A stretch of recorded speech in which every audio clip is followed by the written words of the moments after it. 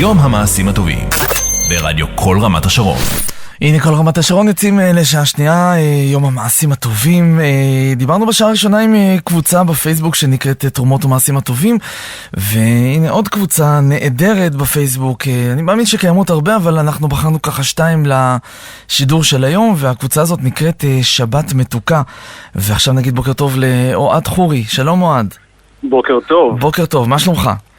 מצוין, שלומך. בסדר גמור. בוא תספר לנו, שבת מתוקה. איזה שם יפה ומתוק לקבוצה, ובוא תספר מה הקבוצה הזאת עושה בעצם. אני אלך קצת אחורה בזמן לאיך הקבוצה בעצם נוצרה. בוודאי. היא קמה לתחייה בזמן המחאה החברתית באוגוסט 2011. שהתחושה שלי הייתה מכל מה שקרה זה שיש הרבה מאוד אנשים שרוצים שיראו אותם.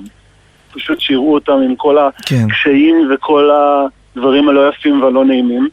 והחלטתי ביחד עם עוד קבוצה של חברים לראות ולהראות, והחלטנו לעשות המון דברים טובים בבית ולחלק לאנשים ברחוב.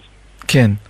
וככה זה התחיל. אז בעצם מה אתם עושים? אתם עושים משהו מאוד ייחודי, מאוד מיוחד, נכון? זה לא, אתם לא נותנים חפצים, אתם לא נותנים כספים, אתם מדברים מה שנקרא דרך הבטן, ואתם עושים משהו מאוד מאוד מאוד נכון. מתוק. אנחנו בוחרים בכל חודש חברי הקבוצה איזושהי קבוצה באוכלוסייה, קבוצה מוחלשת בדרך אחרת לתאר את זה, שבתאום איתם, אם זה איזשהו פנימייה או מחלקה בבית חולים או מוסד כלשהו, אנחנו מכינים להם בבית מאפים טריים, טובים, באמת מהלב, אורזים, מביאים את זה אליהם לקראת השבת. ומכאן השבת המתוקה, שיהיה להם איזשהו רגע מתוק, איזושהי תחושה של רואים אותם, שמעריכים אותם, אוהבים אותם אפילו. כן. וזה הכל בהתנדבות. מאלף בצו. וכשאתה אומר בעצם מכינים להם מאפים, כמה אנשים כאלה מכינים את המאפים? כמה אנשים בתוך הקבוצה הזאת? יש לנו קבוצה שמכילה בערך 70 אנשים פעילים.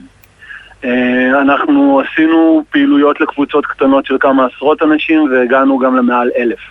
וואו.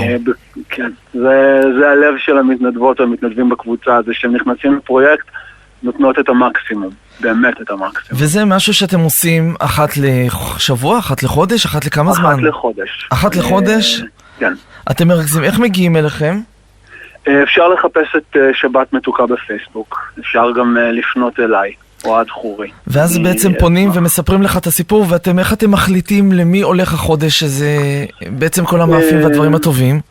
זה סוג של בחירה דמוקרטית בקבוצה. אנחנו מעלים בתחילת כל חודש כמה אופציות לחודש הבא, מסבירים קצת על כל פרויקט, ונותנים לחברי הקבוצה להחליט. תמיד אני פתוח לשמוע אם יש איזשהו צורך ספציפי או מועד ספציפי, ואנחנו תמיד ננסה לעשות מה שאנחנו יכולים, אבל אין לי אף פעם דרך להבטיח. קרה לכם כבר את הדילמה הזאת של יש יותר מקבוצה אחת שאתם רוצים לתת לה, אז אתם אולי עושים את זה פעמיים בחודש, או שאתם מחלקים את כל הטוב הזה בין 2 קבוצות, או שזה תמיד לקבוצה אחת בחודש? אנחנו... בדרך כלל זה קורה לקבוצה אחת, אבל אני לא אגיד שלא היו מקרים שזה קרו ל2. כן. זו לוגיסטיקה שאפשר להסתדר איתה. אבל דווקא מתוך המקום הזה והצורך הזה, נפתחו עוד 2 קבוצות בארץ מקבילות. קבוצה אחת בחיפה וקבוצה אחת בירושלים, שעושות, לקחו את הפורמט, נתנו לו את המגע שלהן, ועושות את זה בערים שונות כן. ואזורים אחרים בארץ, ואז בפועל בכל חודש קוראים הרבה יותר פרויקטים. כן. קודם כל זה דבר נפלא, ואני רוצה עכשיו לעלות על הקו מישהי שרוצה להגיד לך משהו. אתה מוכן לשמוע? בהחלט. אז בוקר טוב לחיה שבתאי, נכון? נכון, שלום. היי אודי. בוקר טוב, חיה. תשמע, קודם כל אני רוצה להגיד לך שאתה היחיד שהצלחנו לעשות לו הפתעה, כי כל השאר כבר ידעו שעולים 2, ואתה לא ידעת. אתה ידעת שרק אתה עולה לשידור. אז הנה, אז לך הצלחנו לעשות הפתעה, ותכף נגיד למי התודה גם, אבל חיה, בואי תספרי לנו בעצם את המפגש הזה עם אודי, את החיבור הזה עם שבת מתוקה. אוקיי, ראשית זו פעם שנייה שאודי וחבריו תורמים לנו. מדובר, מפני צנעת הפרט אני לא אפרט למי זה מדובר, אבל מדובר ב50 ילדים שהוצאו מהבית בצו של בית משפט, ואני מתנדבת שם, ובפעם שעברה לפני כחודש עשיתי ערב התרמה, והדבר הראשון שפניתי זה היה לאודי לבקש תרומה של עוגות גם לערב התרמה, אבל אודי וחבריו הגדילו עשות, והם תרמו לנו כל כך הרבה עוגות, וואו. שבסוף האירוע אנחנו העברנו את זה לילדים של הכפר, לאותם ילדים שגרים במקום כלשהו, אבל לא בבתים שלהם.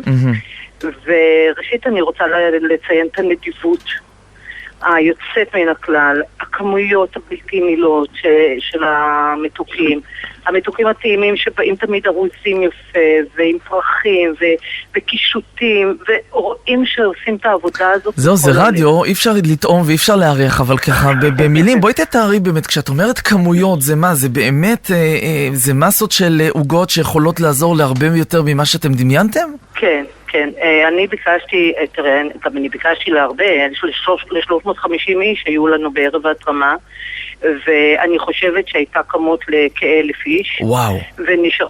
כן. ונשארו, אפרופו לשאלה שלך, אני יודעת שבאותו יום היה להם עוד איזשהו אירוע שהם גם תרמו לשם עוגות, אבל נשארו יותר ממחצית העוגות, שאחר כך נשלחו אחר כבוד לכל הילדים שמאוד מאוד מאוד נהנו. כן. וכמו שאודי אומר, הנקודה הזאת שהם נוגעים, שמישהו חושב עליהם, שמישהו אכפת להם, שלמישהו אכפת מהם, זו נקודה מאוד חשובה. כן. אודי, אני רוצה רגע לחזור אליך, ותכף נחזור לחי. הנתינה, אני רוצה ככה לחדד את העניין הזה בעצם. הנתינה שלכם היא לא רק לקבוצות, אלא היא גם ליחידים בעצם? כלומר, קבוצות יחידים של אנשים, או שאתם רק לקבוצות גדולות של אנשים?